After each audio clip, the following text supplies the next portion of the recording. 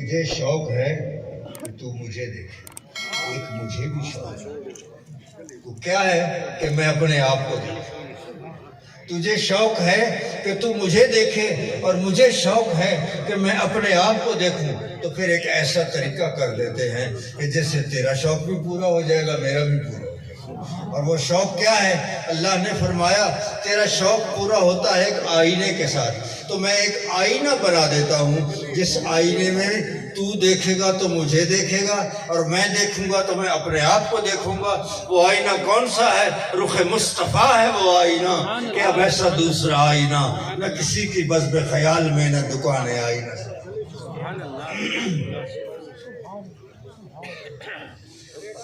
تو اگر سر میں حضور جب اس کائنات میں تشریف لائے، حضور نے فرمایا لوگو انا میرا تو جمال اللہ، میں خدا کے جمال کا آئینہ ہوں، جس نے اس کی تجلیات کو دیکھنا ہو وہ مجھ میں دیکھے۔ اور آئینے کے لیے ایک چیز ضروری ہوتی ہے، کیا؟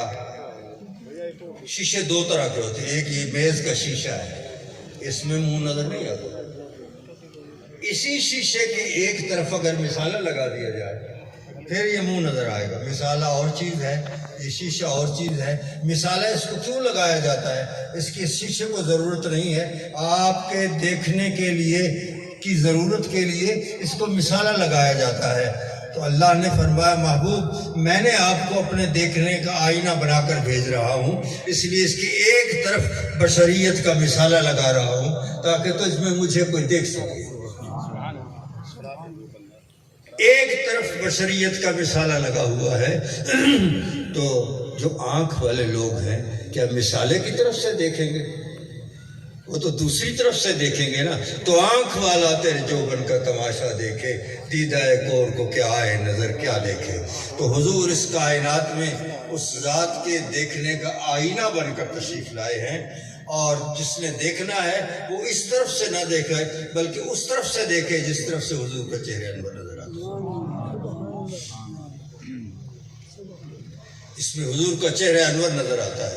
اب آپ دیکھیں ایک آیہ مبارکہ ہے، کل من علیہا فان ویبقی وجہ ربک ذو الجلال والاکرام۔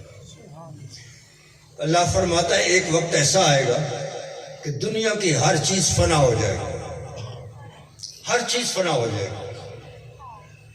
فرمایا ایک چیز باقی رہے گی۔ کیا باقی رہے گی؟ ترجمہ کرنے والوں نے یہ کیا کہ اللہ باقی رہے گا، جبکہ ترجمہ یہ نہیں ہے۔ یہ اگر ایسا ہوتا تو آیت یوں ہوتی وَيَبْقَ اللَّهُ، اور اللہ باقی رہے گا۔ یہ آیت اس طرح سے نہیں ہے وَيَبْقَى وَجْهُ رَبِّكَ، تیرے رب کا چہرہ باقی رہے گا۔ تو اس کا مطلب یہ ہے کہ کوئی ایسا چہرہ ہے جس چہرے کو رب کا چہرہ کہا جائے۔ کائنات میں ڈھونڈو وہ چہرہ کون سا ہوگا؟ وہ کائنات کے تمام حسن جمال جس کے حسن پر قربان ہو وہی چہرہ ہوگا۔ فرمایا وَيَبْقَى وَجْهُ رَبِّكَ، تیرے رب کا چہرہ باقی رہے گا۔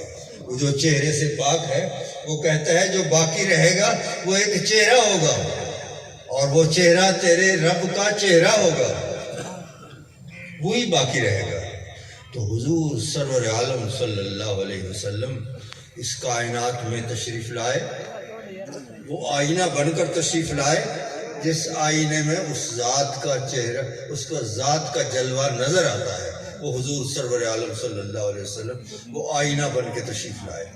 میں حضور کے اسم گرامی کے جو یہ اسم گرامی ہے اس کی طرف آپ کی توجہ مبذول کرانا چاہتا ہوں۔ حضور کا اسم گرامی ہے محمد صلی اللہ علیہ وسلم، اور یہ حضور سے پہلے عربی لفظ ہے، لیکن اللہ نے اس کو اس طرح محفوظ رکھا کہ حضور کی ذات گرامی سے پہلے کسی کا یہ نام نہیں تھا۔ اور محمد کا معنی کیا ہے؟ جب آپ کسی لفظ کا معنی کریں گے اس کے مادے کو سامنے رکھیں گے۔ معنی ایسے نہیں ہوگا کہ مادہ کچھ اور ہو اور معنی کچھ اور ہو۔ جو مادہ ہوگا اس کے مطابق اس کا معنی ہوگا.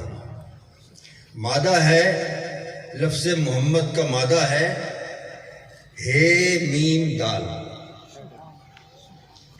ہے میم دال حمد. اور محمد کا معنی کیا ہوگا؟ مبالغے کا صیغہ ہے. محمد کا معنی ہے الذی یحمد حمدن بعد حمدن، جس کی ہر حمد کے بعد پھر حمد، وہ بھی پھر حمد ہوگی، اس حمد کے بعد پھر حمد ہو، وہ بھی حمد ہوگی، اس حمد کے بعد پھر حمد ہو. یعنی یہ لا متناہی سلسلہ.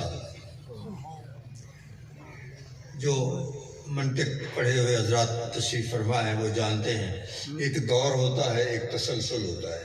دور بھی باطل ہے، تسلسل بھی باطل ہے.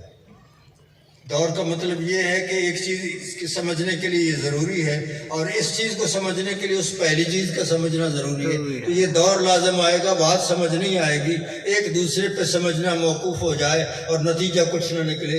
یہ دور ہوتا ہے تو دور باطل ہے. اور تسلسل کیا ہے کہ وہ آگے چلتی جائے، یہ اس حمد کے بعد پھر حمد، پھر حمد، پھر حمد، اس طرح سے سلسلہ چلتا جائے، کہیں رکے نہ. تو اس کو کہتے ہیں تسلسل. حضرت خواجہ محمد یار فریدی رحمۃ اللہ علیہ فرماتے ہیں کہ دور بھی علماء کہتے ہیں باطل ہے، تسلسل بھی باطل ہے. دور غلط ہے، تسلسل غلط ہے، لیکن میرے زلف کی یار، میرے یار کی زلف کو دیکھو، جس میں دور بھی ہے اور تسلسل بھی ہے. ختم ہونے والا سلسلہ نہیں ہے، دور بھی ہے اور تسلسل بھی ہے. زلف مسلسلت کے بدور و تسلسل ہے. تیری زلف مسلسل میں دور بھی ہے اور تسلسل بھی ہے.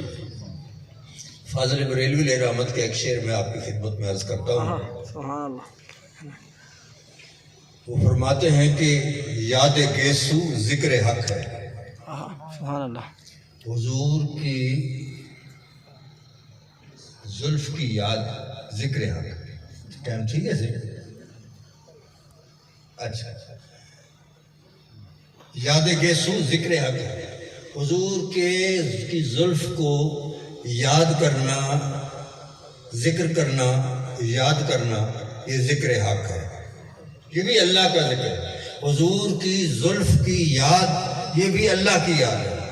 اب اس یہ دعویٰ تھا، اب اس کی دلیل دوسرے میں فرماتے ہیں. آہ کر فرماتے حضور کی زلف کی یاد میں آہ کر. جب کسی کو محبت سے یاد کرتا ہے تو وہ آہ کرتا ہے. تو حضور کی زلف کو یاد کرتے ہوئے آہ کر، آہ. اس کے بعد فرماتے ہیں دل میں پیدا لام ہو ہی جائے گا. آہ اس سے پہلے لام لگ جائے، لام. آہ الف مد آ اور ہے، اس میں ایک لام آ جائے تو اللہ بن جائے گا. لاہن، لاہن کا معنی اللہ. یہ اللہ کا الف جو ہے یہ ایسے ہے جیسے الرحمن، الرحیم، الرزاق. اصل لفظ تو وہ لاہن ہے، اور لاہن بن جائے گا جب لام اور ہے کے درمیان، آہ الف اور ہے کے درمیان جب لام آ جائے. اور لام کیا ہے؟ یہ زلف کی جو شکل ہے یہ لام کی ہوتی ہے. زلف کی شکل لام کی ہوتی ہے. جب تو یاد کرے گا تو وہ لام کی شکل والی زلف تصور میں آ جائے گی تو وہ لاہن بن جائے گا. تو یہی تو حضور کی زلف کے خیال میں آہ کرنا، یہی تو اس کا ذکر ہے. تو الغرض اگر عشق و محبت کی نگاہ سے دیکھیں تو ہر ایک بات میں حضور کی شان وہی ہوگی جو اللہ تعالیٰ کے ذکر سے دور نہیں ہوگی، اللہ تعالیٰ کے ذکر سے خالی نہیں ہوگی. تو بندوں سے یہ حکم ہوا کہ میں بہت قریب ہوں، تو دیکھنا چاہتے ہو قریب والے کو تو پھر وہ چہرہ مصطفیٰ میں دیکھ سکتے ہو، اور وہ حضور کا چہرہ انور. خدا کرے کہ ہم اس دنیا میں بھی اور آخرت میں بھی حضور کے چہرہ انور کی زیارت کریں. میں ایک دعا کرتا ہوں کہ قبر میں سرکار آئیں، ان کے قدموں میں گروں، جب فرشتے سر اٹھائیں تو میں ان سے یوں کہوں ان کے پائے ناز سے میں اے فرشتوں کیوں اٹھوں، مر کے پہنچا ہوں یہاں اس دل ربا کے واسطے. سبحان اللہ. کیا ہی کہنا. سبحان اللہ. تو میں ایسے ان عشاق کی موجودگی میں حضور کی بارگاہ میں یہ عرض کرتا ہوں کہ آقا کرم فرما دیجئے، ہم سب پہ کرم فرما دیجئے۔ حضرت اویس کرنی کے توسط سے عرض کرتے ہیں کہ ہم پر کرم فرما دیجئے، اور یہ بھی کہ تشنہ لب چڑیا کے منہ میں گر نمی آ جائے گی، تشنہ لب چڑیا کے منہ میں گر نمی آ جائے گی، تیرے دریائے کرم میں کیا کمی آ جائے گی۔ سبحان اللہ، کیا ہے کہنا، کیا ہے۔ الحمدللہ، آمین۔